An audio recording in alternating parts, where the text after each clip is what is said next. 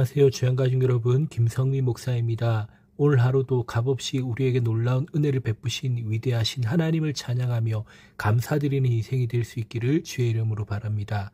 7월 26일 오늘의 주만나는 모든 것이 은혜라는 제목으로 신명기 9장 1절에서 12절 말씀을 묵상하고자 합니다.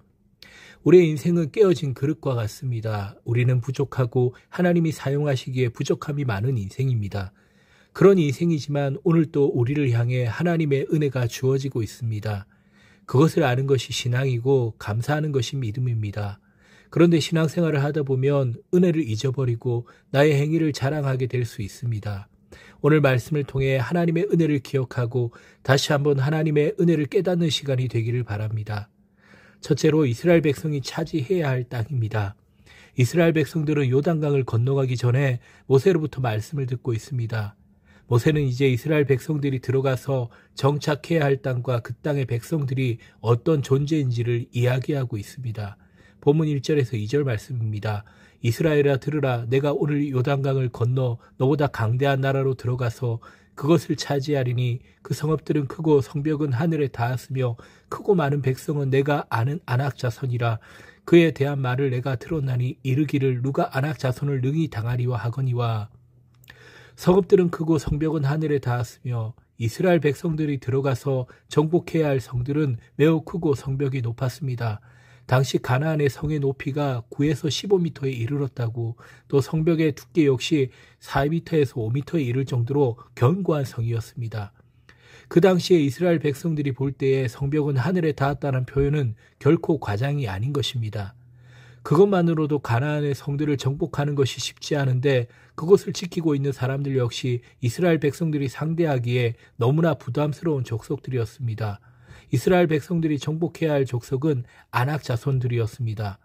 아낙 자손은 네피림의 후손이라고 부르기도 합니다. 성경을 보면 네피림을 소개하면서 용사라고 말하고 있습니다. 성경에서 용사라는 단어는 전쟁에 능한 막강한 전투력을 가진 존재를 말합니다.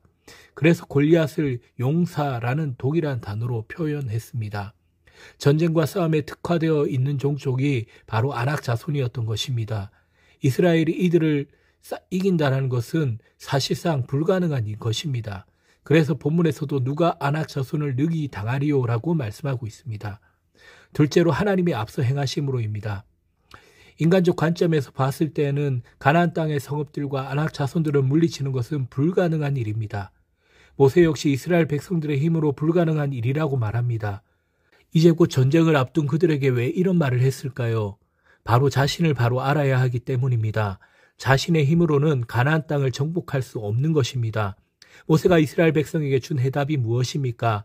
3절입니다. 오늘 너는 알라, 내 하나님 여호와께서 맹렬한 불과 같이 내 앞에 나아가신즉 여호와께서 그들을 멸하사 내 앞에 엎드리게 하시리니 여호와께서 내게 말씀하신 것 같이 너는 그들을 쫓아내며 속히 멸할 것이라. 하나님께서 이스라엘 백성들보다 앞서 나가시겠다는 것입니다. 맹렬한 불과 같이 그들을 멸하시겠다고 말씀하십니다.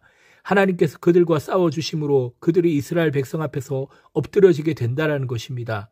너는 그들을 쫓아내며 속히 멸할 것이라. 하나님께서 함께해 주시니까 불가능한 일이 가능하게 되는 것입니다.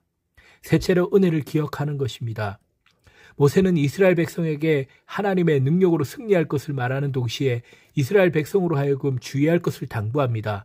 4절입니다. 내 하나님 여호와께서 그들을 내 앞에서 쫓아내신 후에 내가 심중에 이르기를 내 공의로움으로 말미암아 여호와께서 나를 이 땅으로 인도하여 들여서 그것을 차지하게 하셨다 하지 말라. 이 민족들이 악함으로 말미암아 여호와께서 그들을 내 앞에서 쫓아내심이니라. 이스라엘 백성 스스로 자신이 의로운 백성이라고 자랑하지 말라라는 것입니다. 그들이 가나안 땅에 들어갈 수 있었고 손쉽게 정복할 수 있었던 것은 그들이 하나님 앞에 의로웠기 때문이 아니라는 것입니다. 그것은 하나님의 은혜였습니다. 이스라엘 백성들은 오히려 목이 곧은 백성이었습니다. 쉽게 하나님의 은혜를 잊어버리는 족속이라는 것입니다. 쉽게 원망하고 쉽게 불평하는 등 하나님 보시기에 하나님의 백성다운 모습이 아무것도 없었습니다. 그럼에도 불구하고 이스라엘 백성들은 하나님 앞에서 은혜를 입었습니다. 신명기 33장 29절에서 이스라엘의 복이 무엇인지를 말씀합니다. 이스라엘이여 너는 행복한 사람이로다. 여호와의 구원을 너가 같이 얻은 백성이 누구냐? 그는 너를 돕는 방패시요 내 영광의 칼이시로다. 내 대적이 내게 복종하리니 내가 그들의 높은 곳을 밟으리로다. 이스라엘 백성은 행복한 사람들이라는 것입니다. 왜 그렇습니까? 그들은 하나님의 전적인 은혜로 애굽 땅에서 구원을 받았습니다. 그뿐만이 아니라 하나님의 크신 팔로 그들을 품으시고 가나안 땅으로 인도하셨습니다.